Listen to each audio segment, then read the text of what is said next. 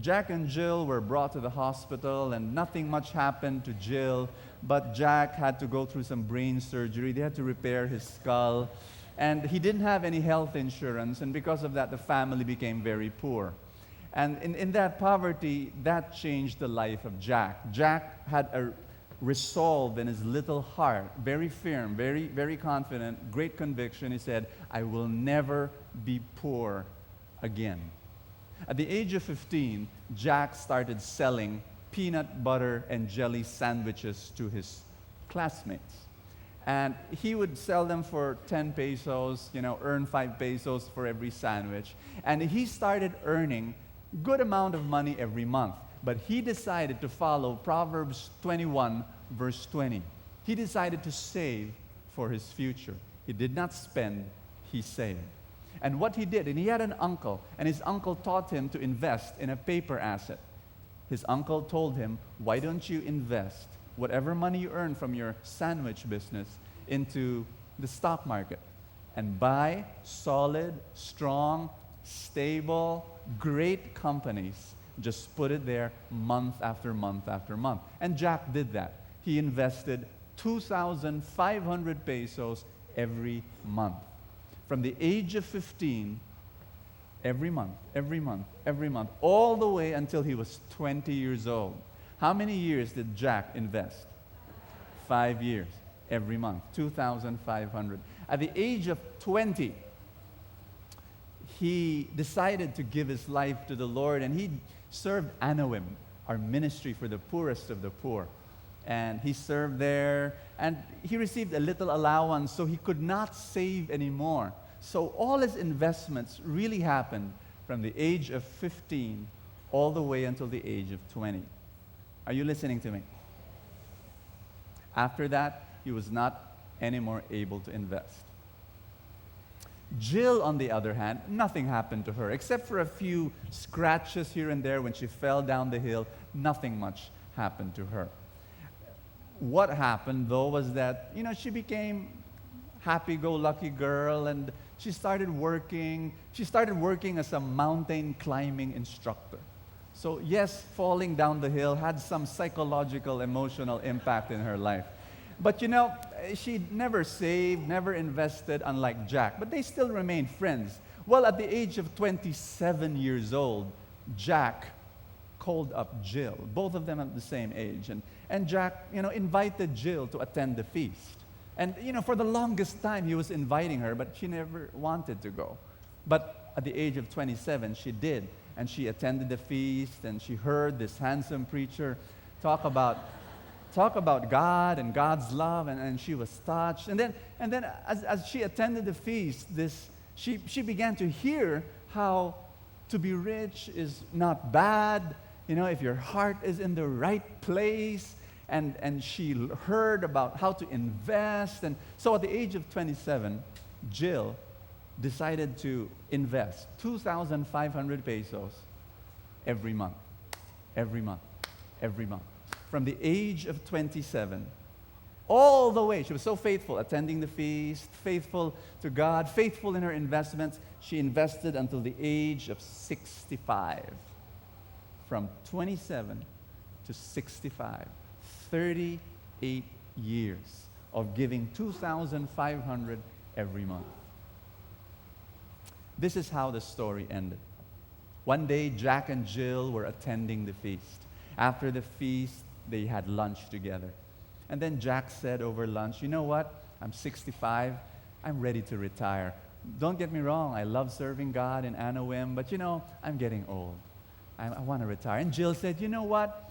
Yeah, climbing mountains at the age of 65 is a little bit difficult, and I want to retire also, And that was when Jack held the hand of Jill, and he said, Jill, I've never told you this, but do you know why I fell on that hill when we fetched a pail of water? And Jill said, no, why? And Jack said, instead of looking at where I was going, I was looking at you. I had a big crush on you when I was a small kid. And Jill said, she was laughing and laughing, and she said, Jack, I have a secret to tell you. I also had a big crush on you. And so they started laughing and laughing, and they could not stop laughing. And finally, Jack said, Jill, I'm 65 and you're 65. I don't want to waste time. He knelt on the floor, he got her hand, and he said, Jill, will you marry me? And Jill said, la la la la la la la la la la la la la. And Jill came tumbling after, yes, I'll marry you. And they hugged each other, and they started planning for their wedding. And then they sat down together and they discussed their finances. And, Jill and Jack, they were saying, we invested in the stock market. Yeah, that's right. Solid, great, stable companies. And so Jill said, how much did you invest, Jack?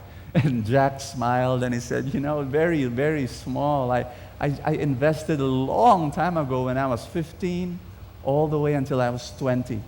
2,500 a month. If you add all of them up, that's only 150,000 pesos. And Jill took pity on Jack. Oh, poor guy. And Jack said, how much did you invest? And Jill beamed a large, wonderful smile from ear to ear. I invested 2,500 a month, just like you, from the age of 27 all the way until 65 today. 38 years. I invested 1.17 million into the stock market. And then Jack said, wow, I'm going to marry a rich woman. And Jill said, don't worry, Jack, I'll take care of you. And Jack said, have you ever found out how much do you have in the stock market now? And Jill said, no, let's find out. And so they called up their broker, and this is what they found out. Jill, at the age of 65, after investing 38 years, 2,500 every single month, she now has 220 million pesos. Because it grew at a clip of 20% every year. Now that's highly possible if you follow a strategy, a very simple strategy, really simple, on how to invest long-term in specific great companies. And then Jack found out, and he asked, how much money do I have? Jack found out that he has. When did he invest? 15 years old, all the way until 20, only 5 years.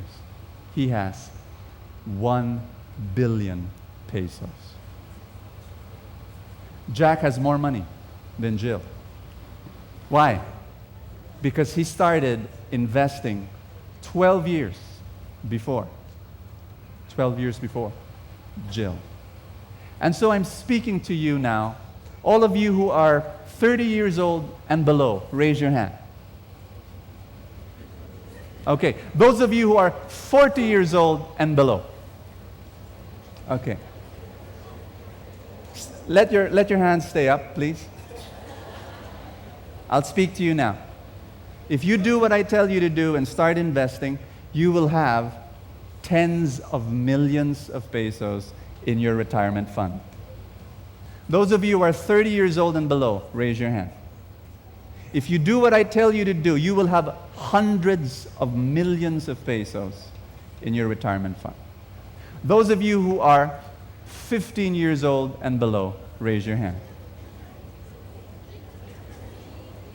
You will have, if you do what I tell you to do, 1 billion pesos in your retirement fund.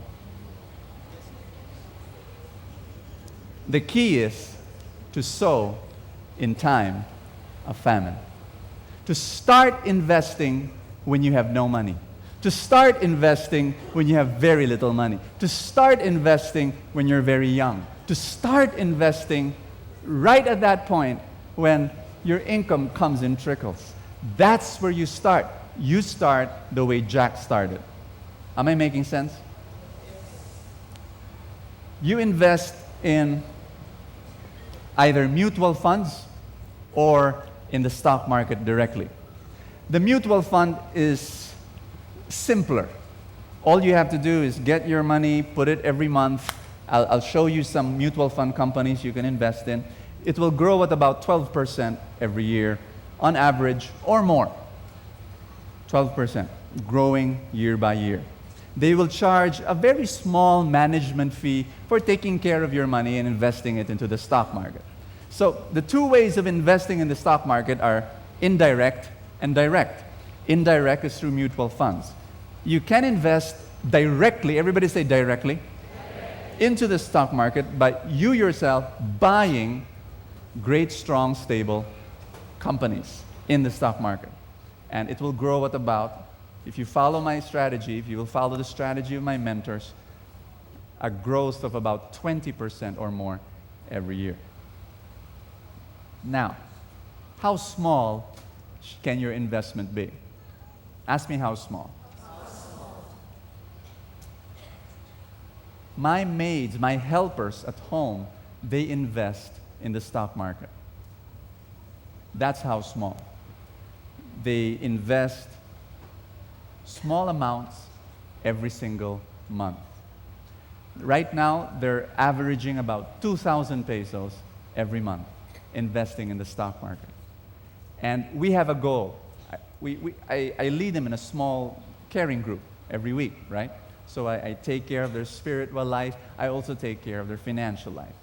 And our goal is that within 20 years, they will have 5 million pesos. That's our goal. Within 30 years, they will have 30 million pesos. That's our goal. They're young. Our helpers are young, and they know that when they retire from our home, when they will retire from their work, they will be multimillionaires. And it's all because you sow during famine. Am I making sense? 3 steps. Give you some instructions. May I? Make this talk concrete. Number 1, I want you to invest 30% of your income and then live on 70% of your income. Why 30%? Ask me why. Because 10% goes to God.